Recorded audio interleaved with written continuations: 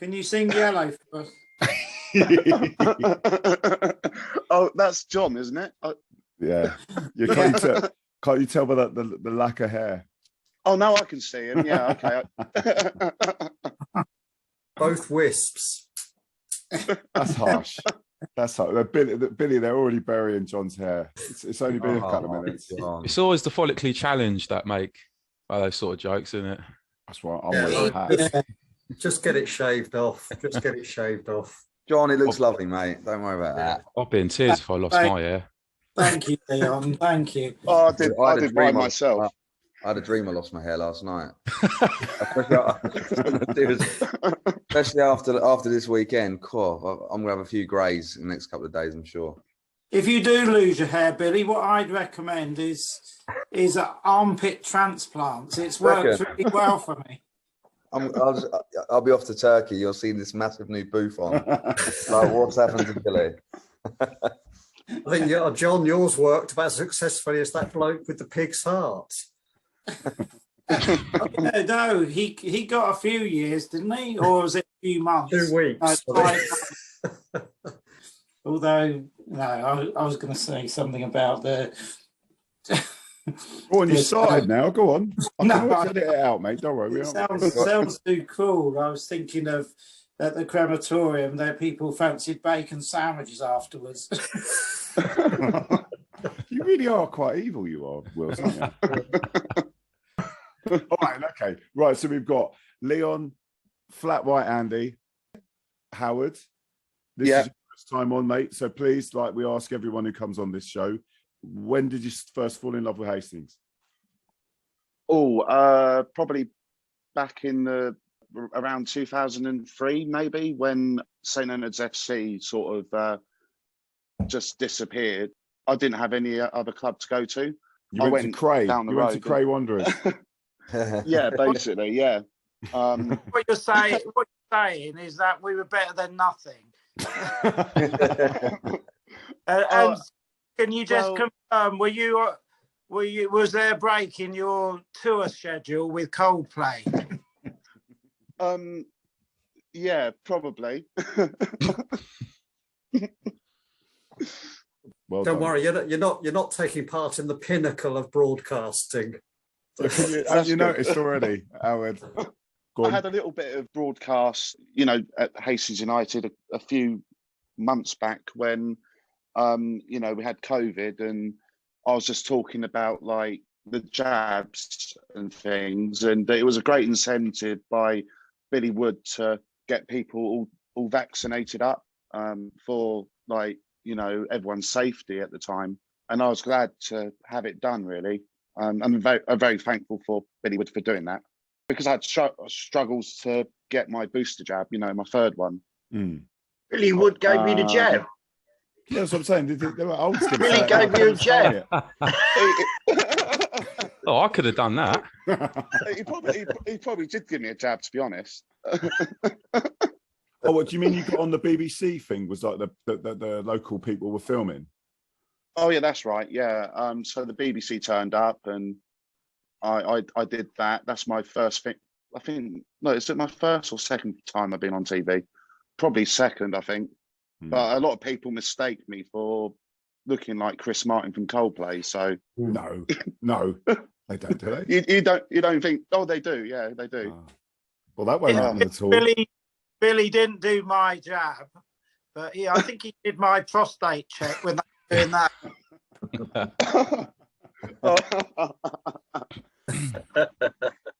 Moving on from that, we've all got Malcolm, father of Craig Stone, the wonderful Wills, and of course Billy Wood, CEO.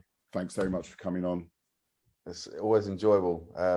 John, I think I did that examination behind the goal at Ashford, so I hope you're okay now. I just wish you'd warmed your hands. Should have a cup of tea beforehand. Yeah. John loves the cold finger of injustice. So we first of all, what we got to speak about first is the great win at Cray. Panic Station's first half. I thought I really worried the first half that we were second best, but Second half with some great substitutions. Obviously, Sam Hasler was superb. I mean, Tom Chalmers was dancing past people. I mean, second half was just a completely different game, and we won, and it was beautiful and lovely, and there was great celebrations. Who wants to start off on it? I thought it was just a game of two halves. I genuinely, at half time, being 1-0 down, because look, Cray are a decent side. There's no denying that. Some of the talent, Hasim Ibrahim is, a top midfielder, and the Edgar as well. They've got some great players there. But I felt that the actual pitch and the dip in the pitch, really, it was like on a little bit of a hill. You didn't really notice it as you go into the ground, but if you actually look at their main stand, you can see that it's actually quite steep. And you could tell when the lads were coming out, defending and such, and having to get back up the pitch, it seemed quite hard to get out. And to going at 1-0 down, I thought wasn't really a bad thing, because I just had a feeling that with a couple of changes in shape, we could really take it to them second half, and we did. And I think it was, from my point of view, another factor, another bit of proof on why we're where we are this season, because we've actually dug deep so often now, especially since Gary's taken over, and we've really driven forward, and we have that belief every single week that we can win the game of football. Sitting ball and away, like loads of games this season, we've just dug deep and kept going, and we did it again, and I think it was a deserved victory. 100%. Andy, do you want to kick in on that? Yeah, the slope of the pitch was really marked, actually, wasn't it? It was. I haven't seen a pitch like that since sort of my Sunday league days. I don't think, it has to be said. Yeah, I agree with the half-time thing. I was about 40 minutes to go. I was 40 minutes gone. I was just thinking, just get us in at 1-0. I'm just thinking this lot will be. They played so well. We seemed to sit back, and that five at the back almost left too much space between they were sort of arriving between the halfway line and the penalty area, almost unchallenged. And the law of averages meant they were probably going to score. And I thought they'd probably be quite annoyed at only having scored one in the first half, given their dominance, and we sort of got away with it. Yet again, we saw Gary and John and the team make a decisive substitution and change, didn't we? And that's, how many times have we said that now? Yeah. And I love that. I love that. I think having worked for so many bosses who have spent their whole lives avoiding issues, it's so nice to, in the world of business, he said in inverted commas, it's such a cool, the way that he really bites the bullet, and it was great. And I was surprised he took Ryan off. That was a brave decision again, and leaving KP on and pushing him out and sticking Sam Hasler in there. And Sam, I was really pleased for him, actually, because I think he's had a bit of a frustrating time. I get the feeling he's had a frustrating time the past few weeks, although he did well at Sittingbourne, and he came on and made a real difference. And those left foot crosses, just unplayable, absolutely unplayable. And aside from that, the whole team, Norrie Scott went back into his right position. Everything just fell back into place, and the whole team just picked up. And yet again, we saw a team sort of lose heart against us in the second half, because Hastings brought on that feeling of inevitability about it. And that's the thing, again, we've seen, that just that inevitability that they promote, and everyone begins to feel it's going to happen. And the goals were simple, but yeah, the crosses were just the standout point of the second half for me. The quality of those balls in was outstanding. And everyone, Craig and the boys at the back, really totally soaked everything up in the second half as well. Just it was pretty solid. Yeah, really good, really good. And it was great. I enjoyed the occasion, actually. The little group that was there, it was good fun before the game in the paddock there. And nice to meet up with Malcolm at last and have a good chat. So I really enjoyed the occasion as much as the game. Malcolm? I think it was. Billy sat in there the same as I did in the first half, and I think those behind the goal couldn't see how much of a slope it was. towards the end of the second half, I went behind the goal and I thought this doesn't look like the slope that I'd seen from the stand or from the side. I think that played a big part. They obviously know the pitch very well, play on it every other week. But I was always confident that the second half, obviously going down that massive slope, that we would come up with the goods, you know. And I could understand the change of formation because we didn't have to win, and they had to come at us. And the idea was sort of to pick them off, let them come at us, and just sit and soak it up and pick them off with that.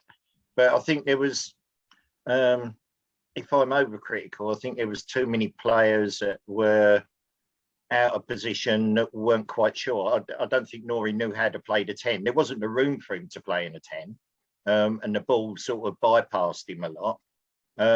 And the same with Ryan. I could understand why he took Ryan off. Ryan likes to work in front of a back four or just in front of the back three, if you like, but there wasn't a room for him to work. And he didn't move the ball quick enough, if you see what I mean, without the players being straight onto him. You had the wind, that slope and everything like that. By the time the ball got to him and he had time to think and play, they were on him and took the ball off him. And it was when we reverted back, I think, to let's go back to what we know and what everybody knows. The confidence came back. I'm not sure the players had the confidence in what they were actually doing early part of the first half. But yeah, it was. I certainly enjoyed the occasion. It was good to meet Andy. You know, rather than just be a face on my laptop. And yeah, it's the hardest part is to get over the line when you're at this time of the season. And if we just keep getting games like that and picking up 3 points, the line will come, you know. And it's that's, you can see it. There's a lot of boys there that have never been in this position before, and you know, it's all part of their learning process and you know, gaining experience, and they'll get over that line. And you could see how the players as well, the last few weeks, each win has meant more and more and more to them, because I think that's one more out of the way, you know, and you see the celebrations and that at the end. It's great to see. Excellent, Malcolm. John? Yeah, for me, the worst part of the day was meeting up with Andy. But, I mean, I picked myself from Canterbury a few weeks ago, and we couldn't get to Chichester, so we watched the Cray v Ashford, or Ashford Cray, should I say? And it was a very similar sort of structure to the game, really. Cray in that game, they had a good first half. They got some very capable players in midfield. They passed the ball about very nicely. There just doesn't seem quite the cutting edge up front. And then, like the Ashford game, I thought on Saturday we just turned things about, and we didn't lose faith in our game, and it was good to see once again the value of Jack Dixon there in midfield, setting the example, putting the tackles in, and really just we wore them down. And yeah, it was fantastic. And I just wanted to kind of, when you follow a team, it's so good to know there's this kind of mutual respect, and you can see that with the players, how much they appreciate the fans making the effort and all the expense and effort that goes into going to away matches. But there's a real unity there between the players and the fans, and that's much appreciated from our side of things as well. Well, we got a shower from Ben Pope, didn't we? We did, yes. That was the goalie's water. He loves the goalie's water again, was it? Yeah. The holy goalie water. I think I've said it before, John. You know, and speaking for Craig, it's all about the fans, and certainly at Hastings, you know, them players don't want to go out there and play in front of, you know, 50 people that are not really interested. And every one of them players love playing in front of, you know, a large crowd, and the crowd at Hastings. It's you know, it's what players at that standard crave for, really. It's an attractive thing for us as a club Yeah. when we can kind of attract, let's just say, attract players to the club. A lot of thing is, well, do you want to play in front of 100 people, 200 people, or do you want to play in front of 1,400 people at the pilot field? That's right. If you want to, you know, I genuinely believe, like John calls it the 12th man, some of the players call it the 12th man and stuff like that, but you guys behind the goal, and you know, everyone on match days, what you guys do is unreal. Like, I thought the support at Cray was the best. I think it was better than Ashford. We literally for 90 minutes we were singing. It was unreal. Yeah. Even 1-0 down, didn't stop, carrying on, and it drives the lads on. And honestly, my favourite away day this year was Cray Valley PM, even bigger than Ashford for me. Wow. Yeah. Yeah, just had a night. I don't know. Well, that's why I referred to it. I don't know why. I just had a good feel about it. I sort of felt a bit sorry for. I probably did feel a bit sorry for, given how good that Cray team. But to play in front of 150 people, you almost feel for them a bit, actually. And that's at best, Andy. That's at best. That's at best. Yeah. So it's a bit harsh, isn't it, for players of that standard to have to do that, kicking towards an empty goal, weren't they, in the first half? It's sort of desolate. So I feel for them a bit. So it's tough. So you can see why the lads who come to Hastings, it must be an absolute buzz to go out there and play. You know, you've always got a good 200 plus following you away from home, and then the crowds at the pilot field as well. Yeah, you can see the difference it makes. You could tell from the highlights, even the Cray highlights were put out. You could hear us singing, even when the Cray were attacking. There was nothing from them, which that's their problem. That's not our problem. We've got great support. Yeah. Talking of great support, Howard, right? How many shoots did we get out? Oh, we got quite a few, didn't we? Got a few. One for the goal as well, sir. Remember? Oh yeah, I remember that, and I got a really good video, I thought, of the Jack Dixon goal at the weekend. I mean, what an incredible goal that was! But no, he whips it in, and I could see Jack Dixon, you know, running into the box, and it was almost like a Ronaldo-esque sort of goal, really. But no, I thought Jack Dixon, I love you, mate. Ronaldo-esque. Yeah, but I thought in the first half, Cray were much the better team. They sort of dominated us throughout the whole half, I thought, really. Kept us really quiet, apart from maybe in set plays. Second half, I thought we were more aggressive. You know, we were quicker to the ball, and we gave it more of a go, I thought. You know, I don't know what was said at half time, but we were a different team, I thought. So it was a good day out, I thought. No, Howard. Hang on. I know who hasn't got anything to say. Leon, have you got anything to say about Craig? He wasn't here, was he? No, he wasn't. No, thanks to you guys for uploading those videos, like Howard, John. I think there's another guy near. It was right by the corner when Haas took that corner. He got some good footage. For guys like me that can't go, it's nice to sort of pretend that I was there. Keeping Amazon in business. And the annoying thing is, if I got a bit of a move on my rounds, I probably could have actually made it. But it was amazing, actually, how easy the travelling was, Leon, because we left I picked Chris up at 12:30, and we were comfortably parked at about 10 to 2. I thought, because we were going into South London, it might be a bit chaotic, and it was absolutely, given where we went to, it was a cracking journey there and back, actually. And then I don't know about where anybody else parked. I know that John Yeah, I heard about that. Blagged his way into the car park by pretending he was a Cray fan. Keep your eye on him, Billy. Keep your eye on him. He'll have that Russian hat back on. I just got a bit annoyed the fact that it was posted somewhere that they weren't letting any of the Hastings fans into their parking area, and they barely get enough to fill it anyway, of the home supporters. So the car park was empty. I had to park down the road. So I turned up. I said to Ollie, let's hide our scarves under the seat. And the security guy interrogated, are you Cray? And I said, yeah, we're here to watch Cray. He had that look on his face, and that knowing look. But in the end, the queue was building up, so he just let me in. I'm surprised they didn't know the fans personally on the gates there, actually. So you did quite well there. And really, you don't sound like a Londoner. No. The other thing I want to say quickly, how all Howard's repertoire of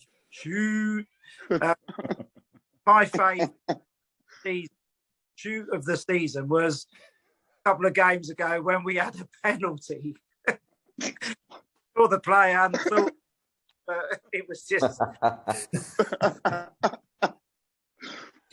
Oh, yeah. No, I just remember what I that. do it Oh, I thought I'd just do it for a laugh, you know.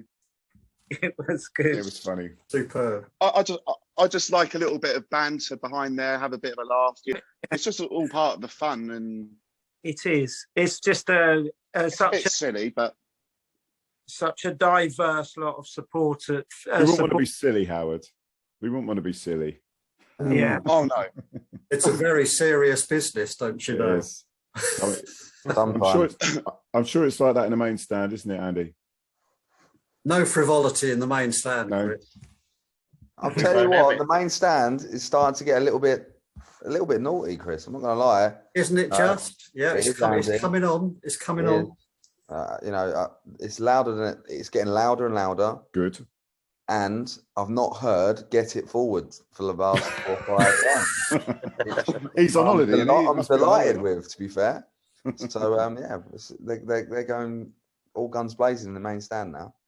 They are. There's a bit of a wall of sound that comes from there, which is quite good. It's just the whole atmosphere in the ground is fantastic. When we got over 1,000 there, I'm sure chanting, get into them, rock them up. Yeah. But Trouble is, you don't want them to get too lively, otherwise the thing might collapse. Whoa. That's for later. That's for later. Now. Yeah, we'll move on to that. Yeah. We're gonna... that's withstood all the storms and hurricanes you can think of. That main stand. Whoever built that was fantastic. Let's just say that. I think the thing I love about the main stand is there's quite a lot of old geezers and even and their misses and all that sort of thing, and that they've really seen some things, some of those people. So this season, this season for them, getting this team promoted and getting up is quite a reward, because sometimes I think it's quite easy for us to often forget just how many years some of those people have put in that main stand, and so this must be great for some of them because of that. What I find really interesting is the reaction after that game from Cray's Twitter, saying wishing us all the best in the Premier Division next year, and Ashford's match report from their game saying the best they can hope for is the playoffs. So it's like everyone's given up. There's still games to play. Like, we're not treating it like we're done. We've still got a job to do. But it's just a mentality thing. Maybe some clubs just don't have that same sort of mentality.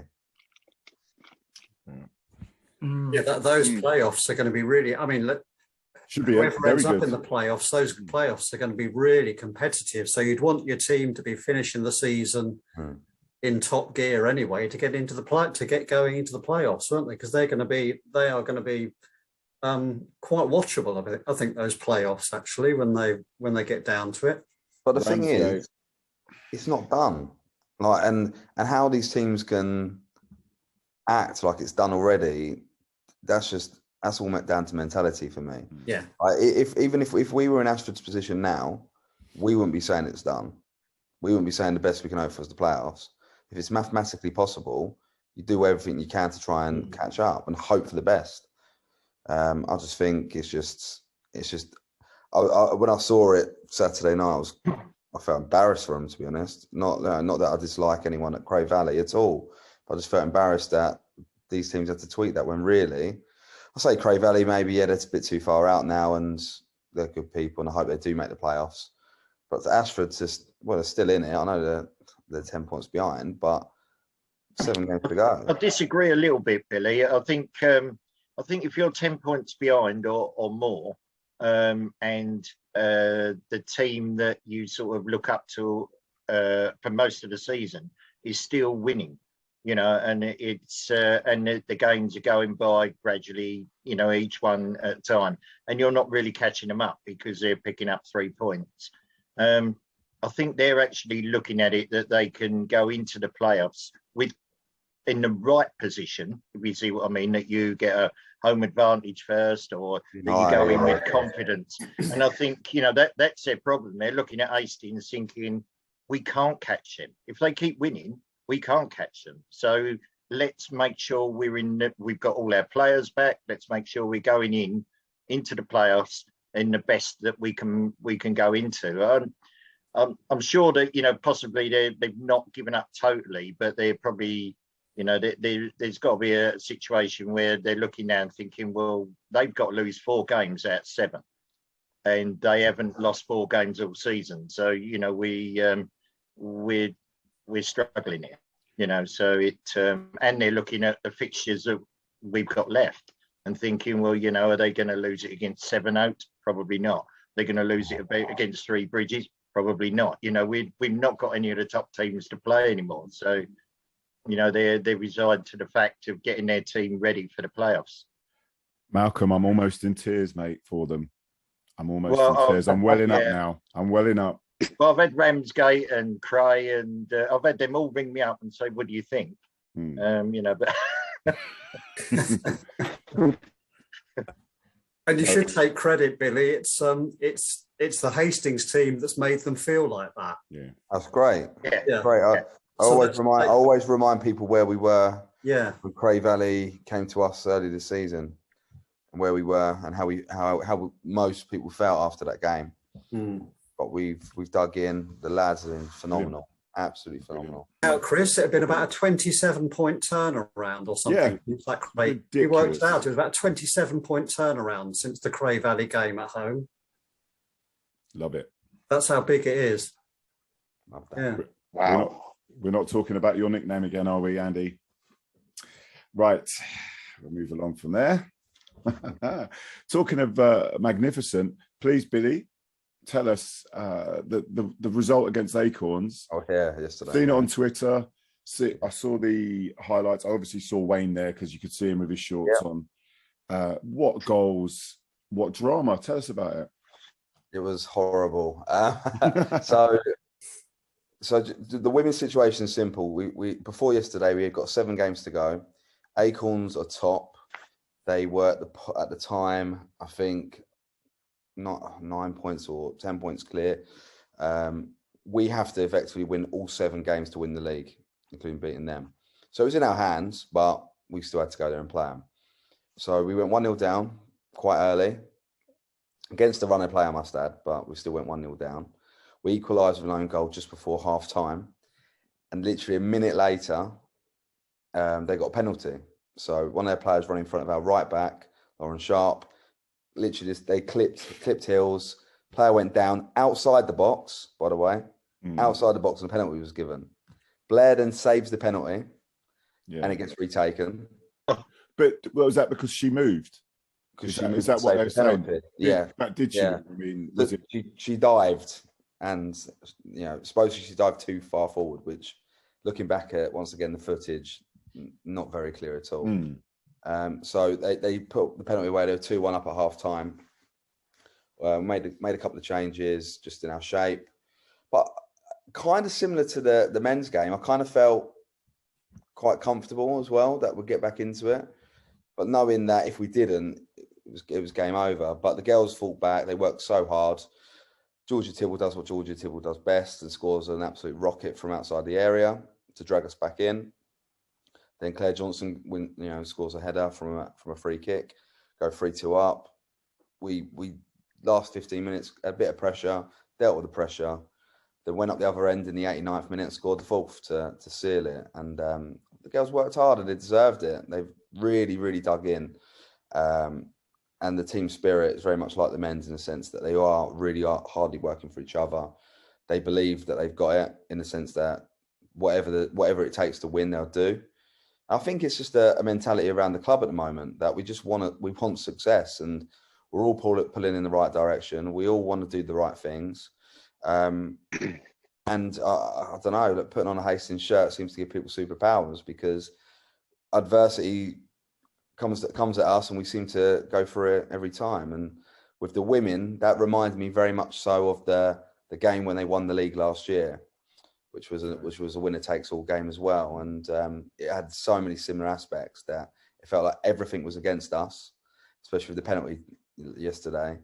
But we came through it and we won, and it was a well-deserved victory, that's for sure. Yeah, from what I could see of the highlights, that in terms of style, they can play with finesse. They can play. I mean, there were some fantastic goals. That long shot was gorgeous, but also you can play a little bit of industrial football as well. Yeah, you know, and get it either way, which is what you need to do to win a league. You can't just be a one-dimensional team. No, and I think look, AFC Acorns were well up for it, and they've got some very good players in their team. And I just think it was just a battle, and there was a lot of nerves from the girls to start with, a lot of nerves, because look, we know that it's 7 cup. Well, from before yesterday was 7 cup finals, and we've got to win them. It's as simple as that. So we went in that with a little bit of nerves, and I think just calmed it down, relaxed, understood that we had time. Had another 45 minutes to go. Take your time, relax. All we got to do is get into it at 2-2, and we'll be fine. And we did. And we did what we do best. And yeah, Georgia Tibble just always turns up at the right point with a goal like that. She seems to just pull out of the bag. Seems to be what she does best. But it wasn't just that. It was the hard work across the pitch. They all were, defending for their lives at 3-2 up, working hard for each other, never got on each other's backs.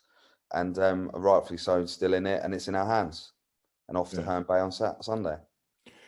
Well, I did want to mention just one thing, like with a lot of your games getting cancelled through no fault of our own, that must be so difficult for the women's team that, if you're not getting regular matches. And it's frustrating in the sense that we were meant to play Bexhill last week.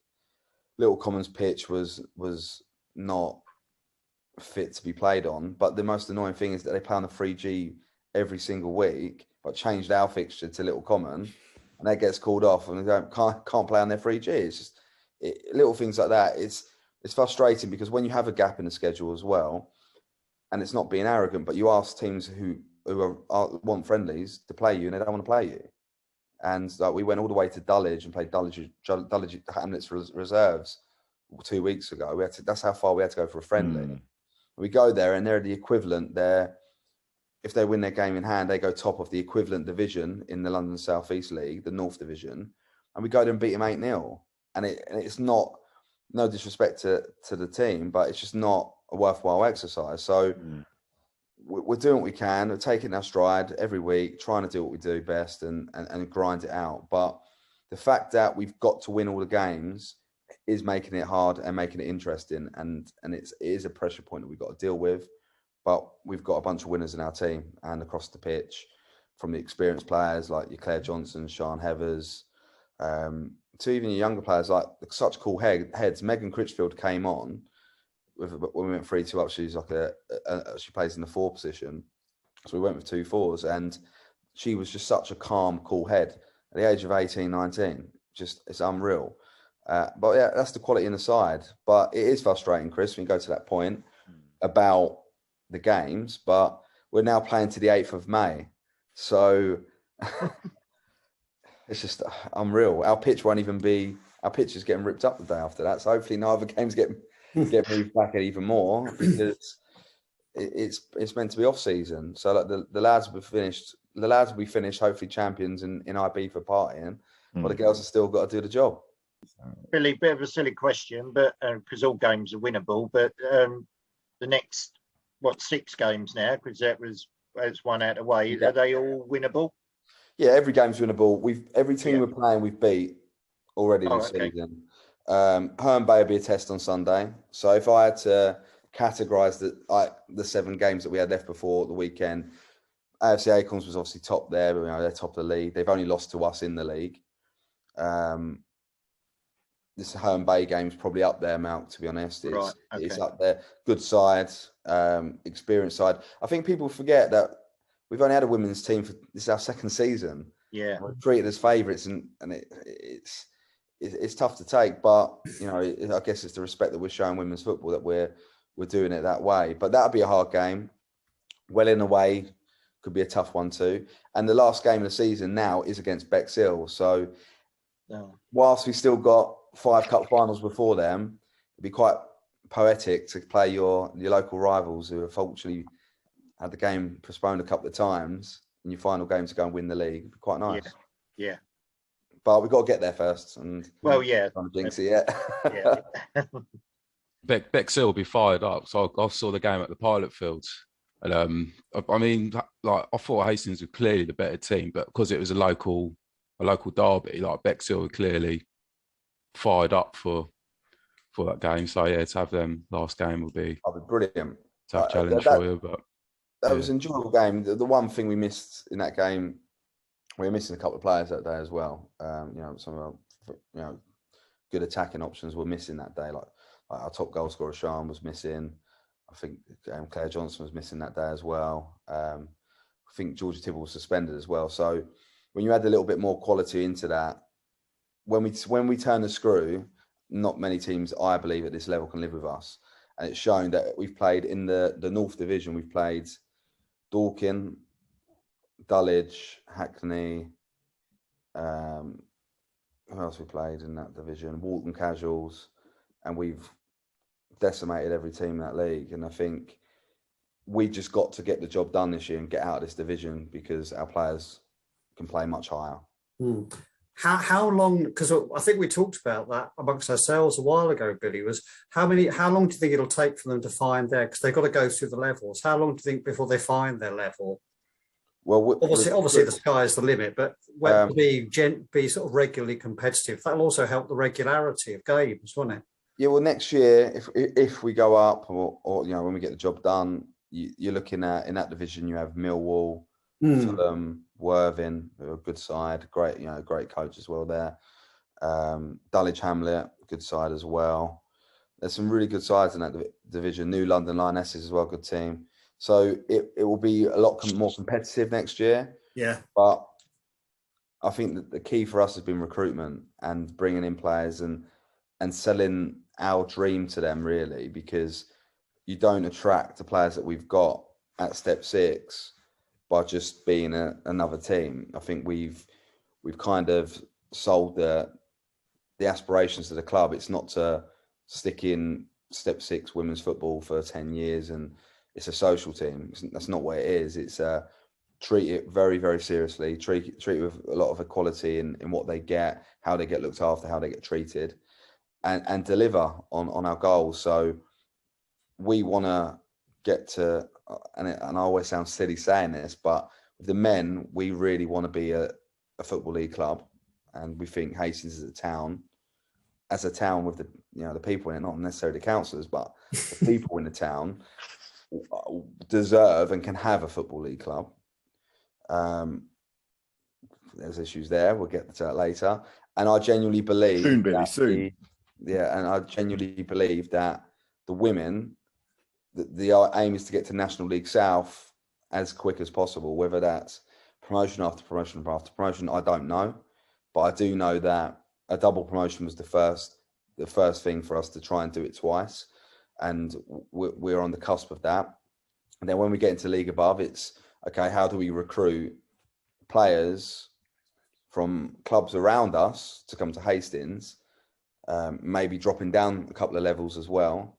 Why would they come to Hastings? And I think it's because the way we treat people. For example, Crawley Wasps, there was an issue with one of their players recently. I don't know if anyone saw that, where she suffered a pretty much career-ending injury and didn't really do anything for her, and then gave someone her squad number as well, a brand new player squad number, without telling her, and deregistered her as a player. And I think we try to treat everyone with respect and give back as much as we can to our teams. You know, like the amount of effort and time spent with the men's team and the women's team. Genuinely, this is my full-time life, Hastings United now, and we want to give everything back to our players and have that relationship with them. And I think that's what drives people to us. Just a quickie, before we move on. On your report of obviously going back to your report of the game, what's the standard of the refereeing at that level in the girls or the women's football? Well, we always request at the pilot field that we have 3 officials, right? So I don't like that clubsman doing the line. No. I think it's awful. I don't think it's fair either. We've seen it, Leon, you see it on Saturday, you know, playing in the Sussex League. You could be 1-1, you could be miles onside, and suddenly the flag goes up and the goal's disallowed, and I hate that. Yeah. So we seem to get really good refs most times at the pilot field. Away from home, it's been questionable. At a weekend in a big game, they provided 1 official. But to be fair to the linos on that day, their club's lino and the person we had to provide, not like they were fair. They were fair and square on the day. No one made any dodgy decisions, like, from both sides, and the way it should be, really. But the actual referee, like I say, penalty, it's not just outside the box; it's quite far outside the box, to the point that when he blows, they set up for a free kick, and he's in the penalty. And you're like, well, hold on a minute. You can't argue. Once he's given it, you can't. There's nothing you can do. Like, I was one of their players who I know messaged me the next day. He said, "Well, as soon as he gave a penalty, we weren't saying nothing," and like they knew as well. And it's just, it can be questionable. I did feel sorry for the ref a little bit. It was a big game yesterday, and there's big characters on the pitch and off the pitch, and he got a little bit flustered with it at times. But he was a good lad, and he said, look, he even said afterwards that was a tough game to officiate. But 9 times out of 10, it's been okay. Yeah. But it can be hit and miss.